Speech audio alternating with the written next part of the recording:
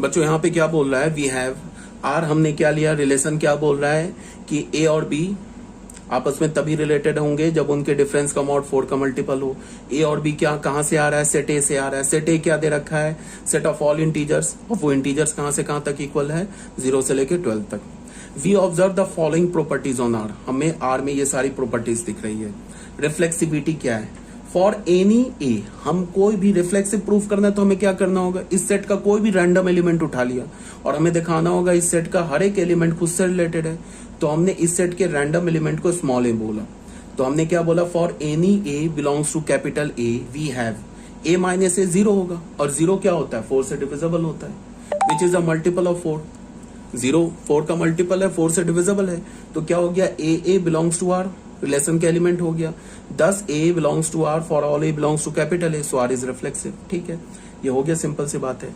Symmetry के लिए क्या है कि हमने क्या, सिमेट्री कैसे प्रूफ करते हैं, हम कोई भी ए और बी मान लेते हैं कि रिलेशन के एलिमेंट है, एज्यूम कर लेते हैं, फिर हमें प्रूफ क्या करना होगा कि बी ए भी रिलेशन के एलिमेंट है। तो हमने एज्यूम कर लिया ए बी रिलेशन के एलिमेंट है, तो अगर ए बी रिलेशन के एलिमेंट है then mod of A minus B 4 का मल्टीपल है। तो mod of A minus B को तुम क्या लिख सकते हो, 4 लैम्डा। तो mod of A minus B किसके इक्वल होता है, mod of B minus A के।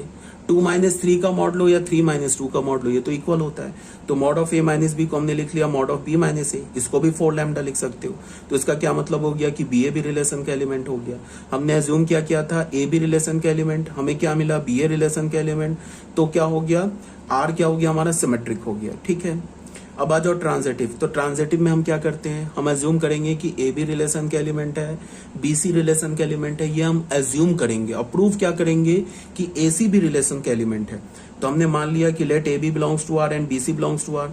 तो अगर ए बी रिलेशन का एलिमेंट है then mod of A minus b is a multiple of 4 and mod of B minus C is a multiple of 4। तो mod of A minus B को 4 lambda लिख लिया and mod of B minus c को क्या लिख लिया, 4 mu लिख लिया।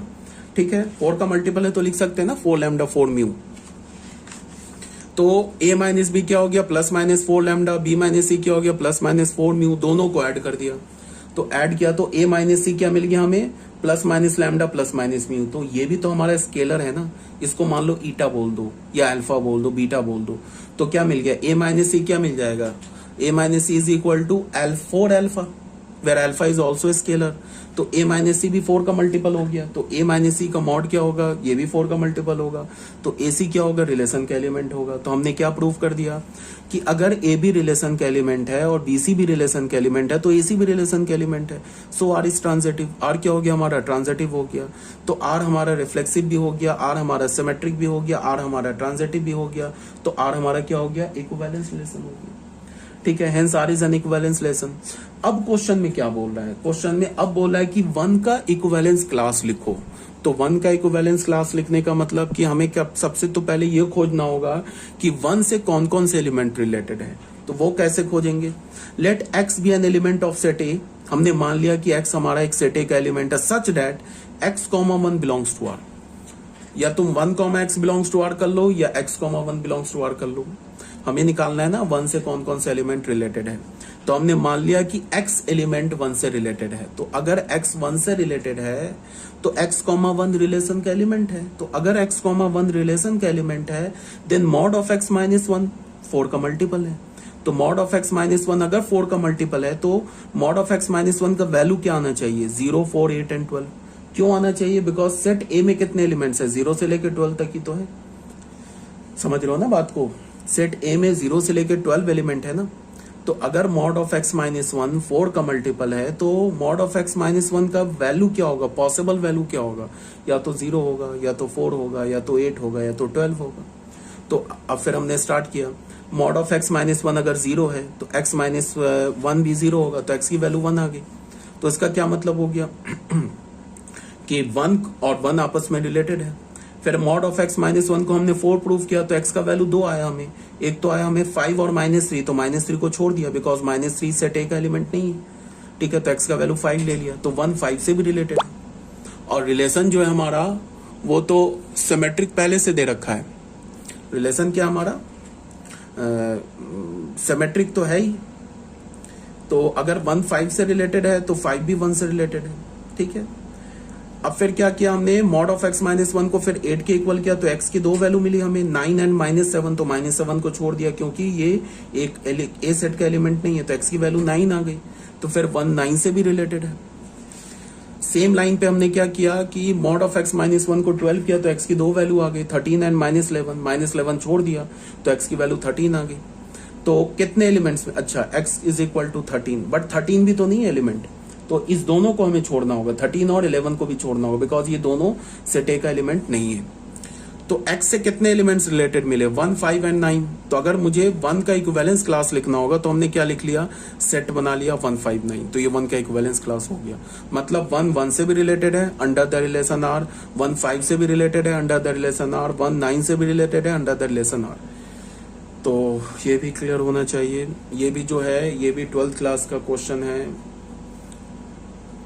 Question number 18, prove that the relation R on the set n cross n defined by. अब देखो क्या है, यहां पे जो रिलेशन है ना वो सेट किस सेट में है, n क्रॉस n में है, ठीक है। अब यहां पे थोड़ा समझना है तुम्हें, क्या बोला जा रहा है कि जो रिलेशन है ना वो सेट, अभी जो हम लोग रिलेशन पढ़ रहे थे उसका जो सेट का है, जिस सेट पर हम रिलेशन पढ़ रहे थे उस सेट का, जिस सेट पर हम रिलेशन पढ़ रहे थे उस सेट का एलिमेंट क्या था, उस सेट का एलिमेंट था 1 2 3 ऐसे था ना।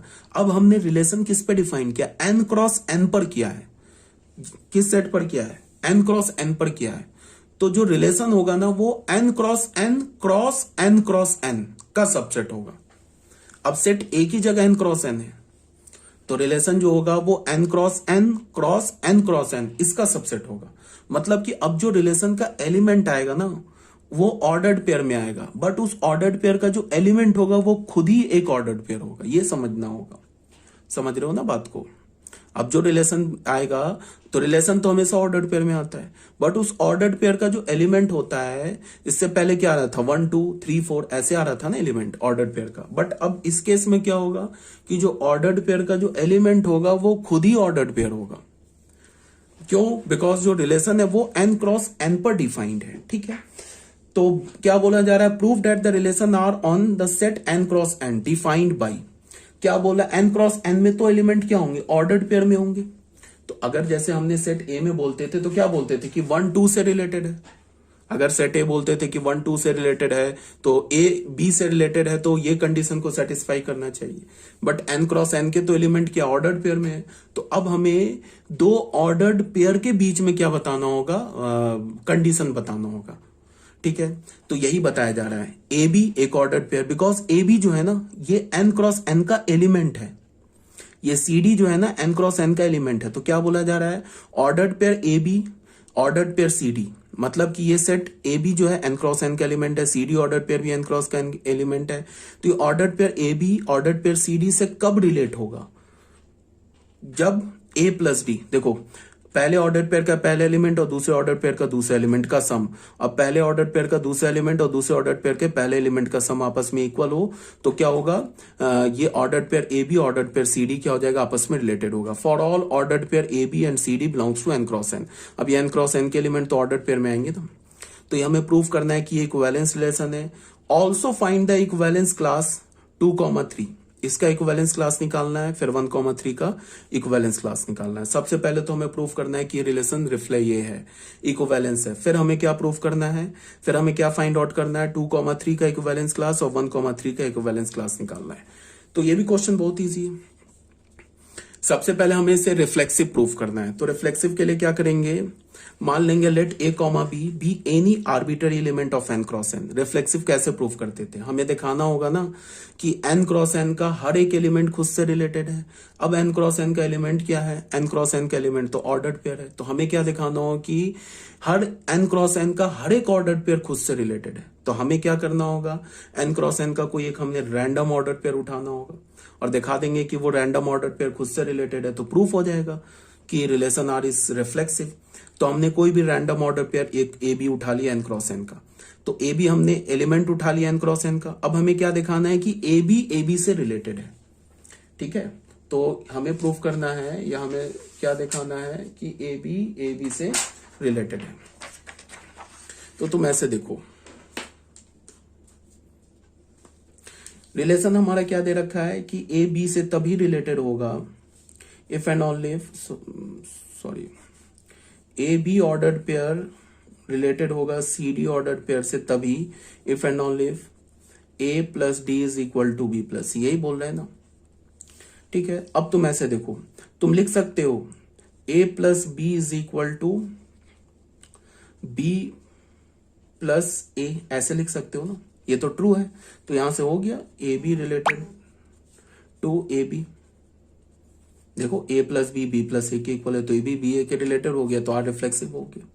अब अगर हमें सिमेट्रिक दिखाना है तो हमें क्या प्रूफ करना होगा कि ए बी जो है ना वो रिलेटेड है सी डी से, ये हमें एज्यूम हमने कर लिया। और फिर हमें प्रूफ क्या करना होगा कि सी डी ए बी से रिलेटेड है। ठीक है, तो ये हमने एज्यूम कर लिया सिमेट्रिक के लिए। तो अगर ये रिलेटेड है तो ए प्लस डी किसके इक्वल होगा, बी प्लस सी के इक्वल होगा, ये ट्रू होना चाहिए। और हमें क्या प्रूफ करना है कि सी डी जो है वो रिलेटेड होगा किससे, ए बी से, ये हमें प्रूफ करना है। तो इसको प्रूफ करने के लिए हमें क्या चाहिए, सी प्लस बी किसके इक्वल चाहिए, डी प्लस ए के। तो यही वो यहां से मिल जाएगा।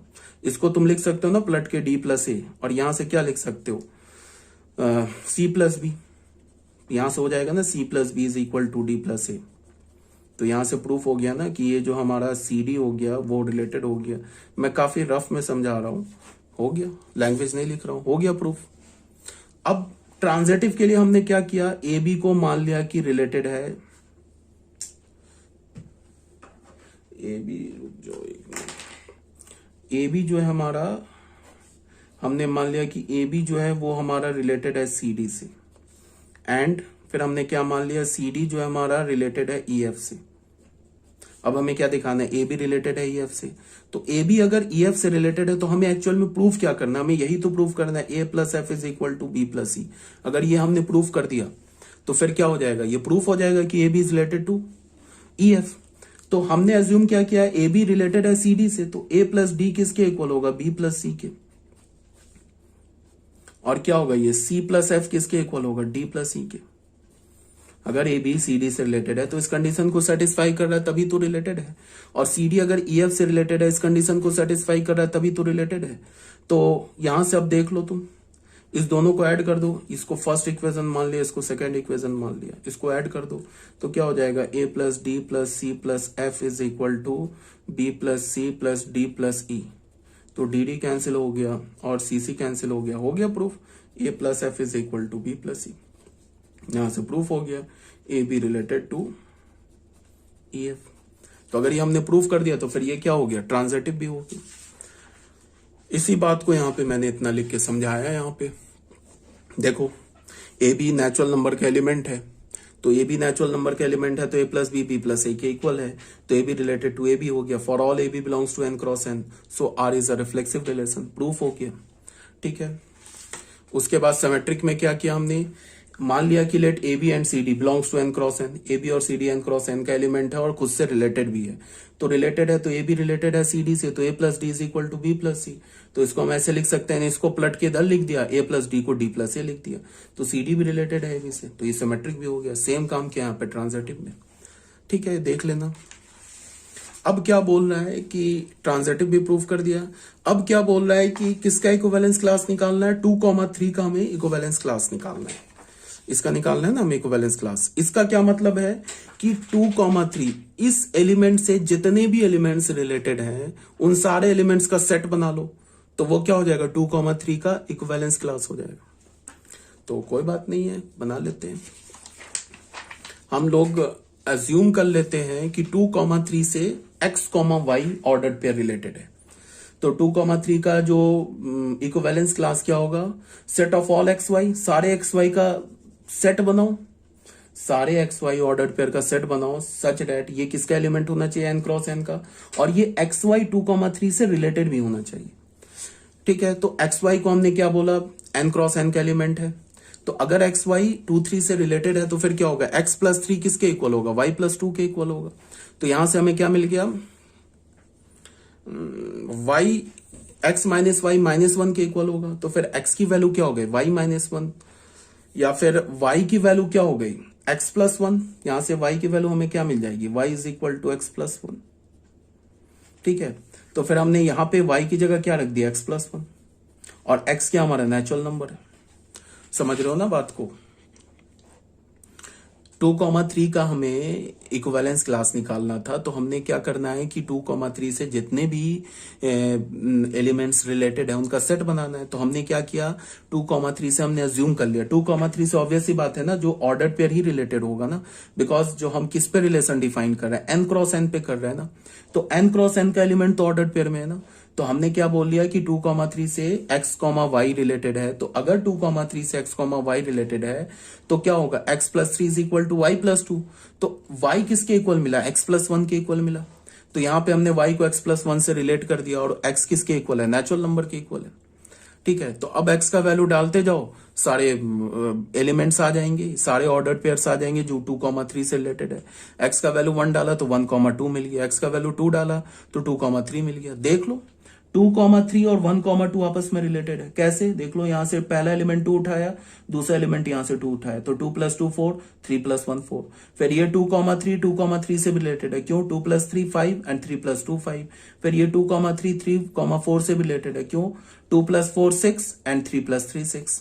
तो ये सारे एलिमेंट आ गए, इनफाइनाइट एलिमेंट्स है जो 2,3 से रिलेटेड है। तो 2,3 का इक्विवेलेंस क्लास का जो सेट आया वो एक इनफाइनाइट सेट आ गया। सिमिलरली सेम लाइन पे 7,3 का निकाल लेना, वो तुम्हें ये मिल जाएगा। ठीक है, क्वेश्चन नंबर 19, ये डू इट योरसेल्फ है, इसको कर लेना। यहां भी हमने जो रिलेशन डिफाइन किया वो n क्रॉस n पर डिफाइन किया है।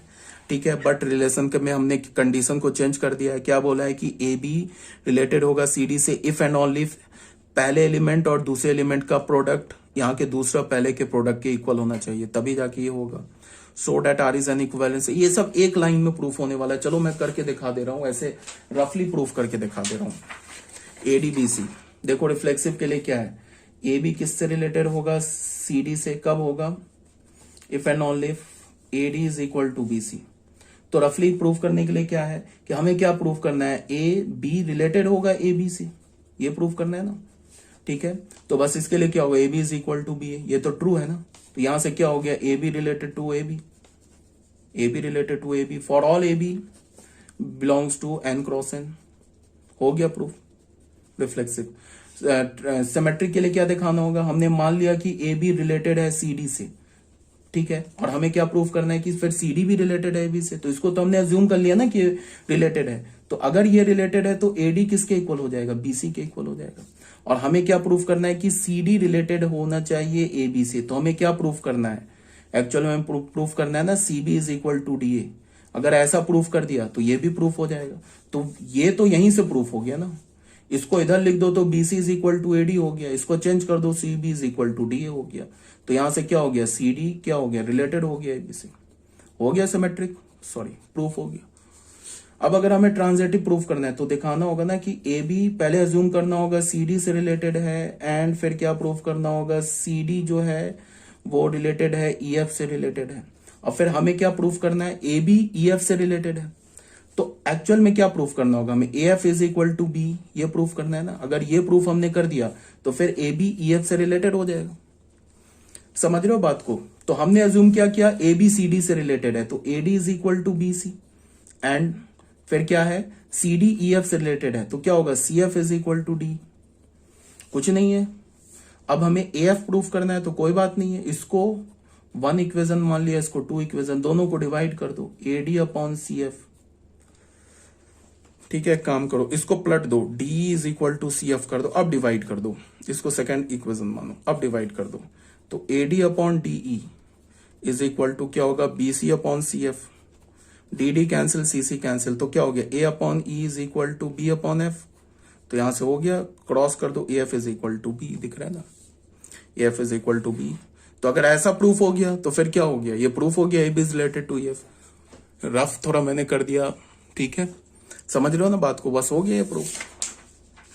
तो हो गया क्वेश्चन नंबर 19 भी सॉल्व, देख लेना, इसको खुद से कर लेना सॉल्व।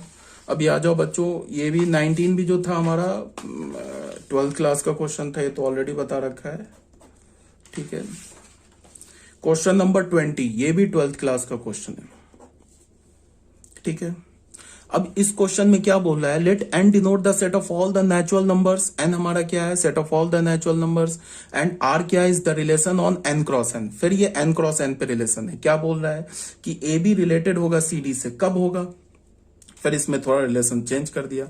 देखो क्या बोला, ए डी कब होगा, ए बी सी डी से कब रिलेटेड होगा, जब ए इंटू डी, ए और डी को मल्टीप्लाई करो, इस दो को ऐड कर दो, बी प्लस सी।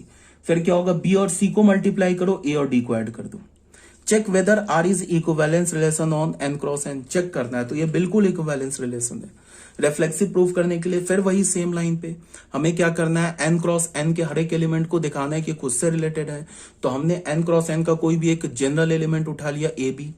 अब हमें ए बी उठा लिया, तो तुम ऐसे लिख सकते हो ना, ए बी बी प्लस ए को लिख सकते हो ना, बी ए प्लस बी। ये तो ट्रू है, left hand side right hand side लिखा है।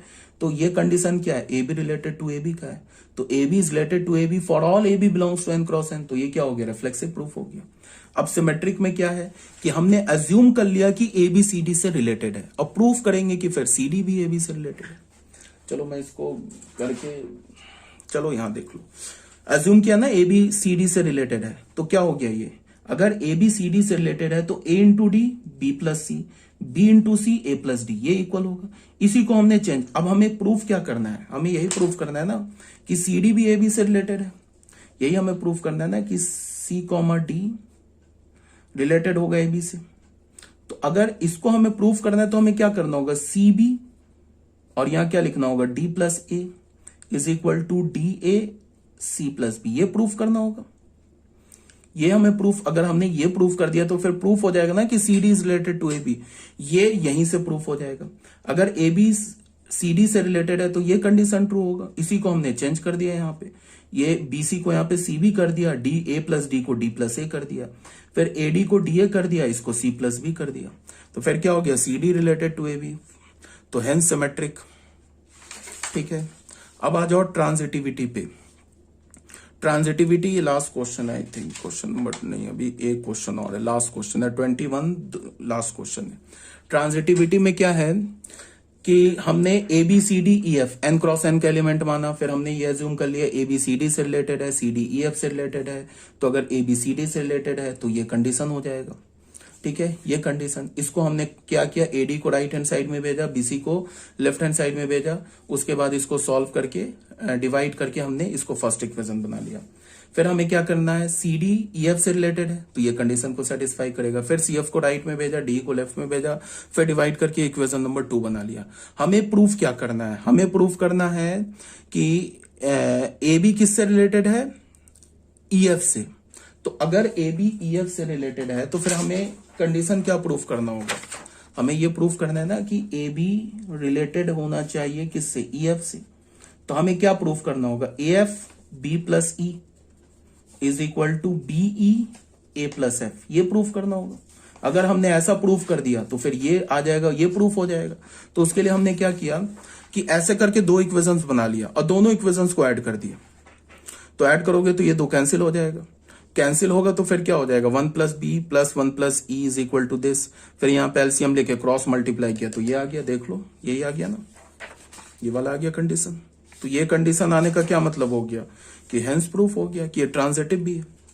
तो रिफ्लेक्सिव भी प्रूफ कर दिया, सिमेट्रिक भी प्रूफ कर दिया, ट्रांजिटिव भी प्रूफ कर दिया। इसका मतलब इसको हमने इक्विवेलेंस रिलेशन प्रूफ कर दिया। ये था हमारा पेज नंबर 50। अब आ जाओ पेज नंबर 51। एक क्वेश्चन, ये भी हमारा 12th क्लास का क्वेश्चन है। इसमें क्या बोल रहा है, given a non empty set x, हमारे पास कोई नॉन एम्प्टी सेट एक्स है। अब हमने उसका सेट का पावर सेट कंसीडर किया। पावर सेट जानते हो ना कैसे लिखते हैं, किसी भी सेट के सारे सबसेट्स का सेट बना लो, वो पावर सेट हो जाता है।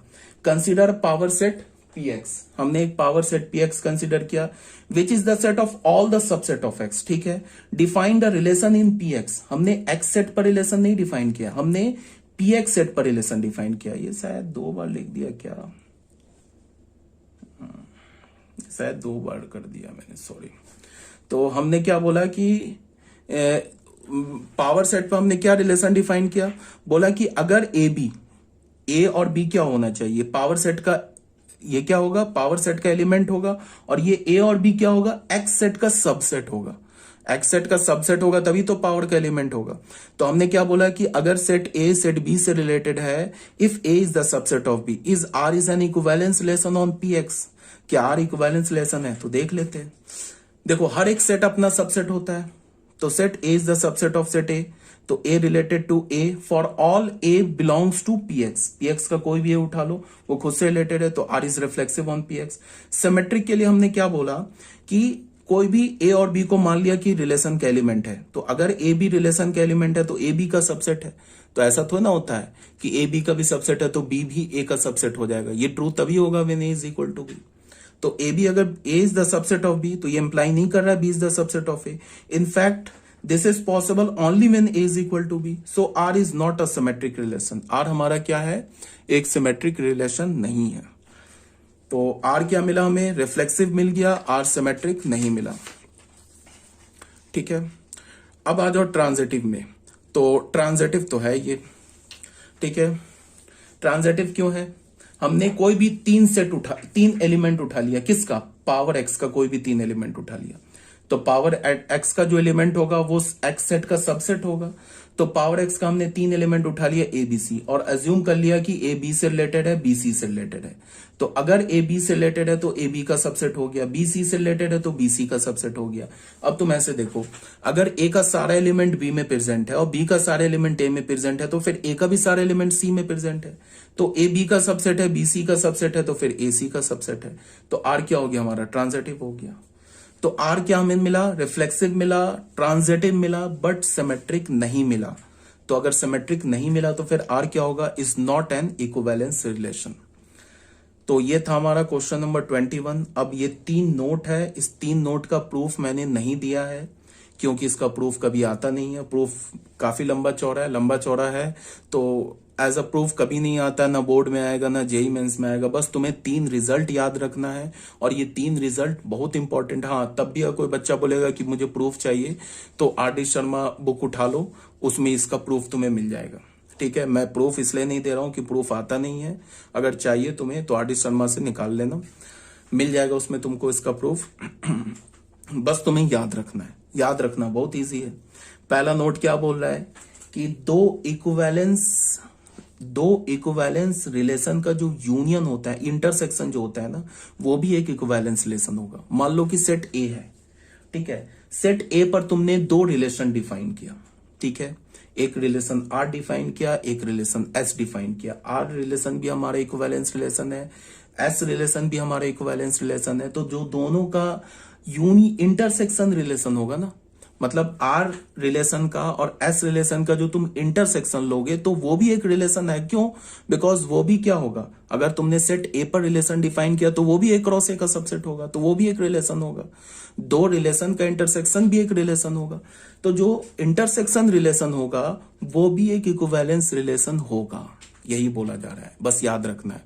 तुम्हें याद कैसे रखना है? नटशेल में, intersection of 2 equivalence relation is an equivalence relation, ये याद रखना है। अगर हमने कोई भी एक रिलेशन डिफाइन किया, सेट ए में 2 इक्विवेलेंस रिलेशन डिफाइन किया, तो उनका जो इंटरसेक्शन रिलेशन होगा वो भी एक इक्विवेलेंस रिलेशन ही होगा, पहली बात। दूसरा हमें क्या याद रखना है कि union of 2 equivalence relation on a set is not an equivalence relation in general. हो भी सकता है, बट इन जनरल वो इक्विवेलेंस नहीं होता है। The union of 2 equivalence relation on a set is not necessary N equivalence relation. यहां पे क्या बोल रहा है? R and S are 2 equivalence relation on set A, then R intersection S is also an equivalence relation on set A. अगर R और S 2 equivalence relation है set A में, तो R इंटरसेक्शन S भी हमारा इक्विवेलेंस रिलेशन होगा। But R union S हो भी सकता है, नहीं भी हो सकता है, ठीक है। इन जनरल नहीं होता है। थर्ड पॉइंट में क्या बोल रहा है कि let R is an equivalence relation on set A. R हमारा कोई इक्विवेलेंस रिलेशन है सेट ए में, तो उसका जो इनवर्स रिलेशन होगा ना, वो भी इक्विवेलेंस होगा। ये तो बहुत सिंपल सी बात है। अगर आर इनवर्स रिलेशन कैसे निकालते हो? आर रिलेशन में जाओ, हर एक ऑर्डर पेयर के एलिमेंट को फ्लिप कर दो, तो क्या हो जाएगा? आर इनवर्स हो जाएगा। तो अगर आर इक्विवेलेंस है तो आर इनवर्स भी इक्विवेलेंस होगा। The inverse of N equivalence relation is also an equivalence relation. किसी भी इक्विवेलेंस रिलेशन का इनवर्स भी इक्विवेलेंस रिलेशन ही होता है। तो 3 ये नोट है। पहला नोट क्या है? intersection of two equivalence relation is always an equivalence relation. Union of two equivalence relation may be an equivalence relation or may not be an equivalence relation. And inverse of every equivalence relation is also an equivalence relation. ये याद रखना है। जो हमारा ये topic था relation, ये भी हमारा कंप्लीट हो गया। जितने टाइप्स के क्वेश्चन, पॉसिबल टाइप्स के क्वेश्चन थे, मैंने अपनी पूरी कोशिश की है कि मैं उसमें इंक्लूड कर दूं इस पीडीएफ में। जहां तक थ्योरी की बात है तो थ्योरी भी मैंने कहीं से नहीं छोड़ा है, ठीक है। सारे थ्योरी भी तुम्हें बताए गए, एक एक छोटी छोटी पॉइंट बताई गई है। तो ये हमारा टॉपिक कंप्लीट है। इसके बाद जो हमारा नेक्स्ट चैप्टर है वो होता है फंक्शन।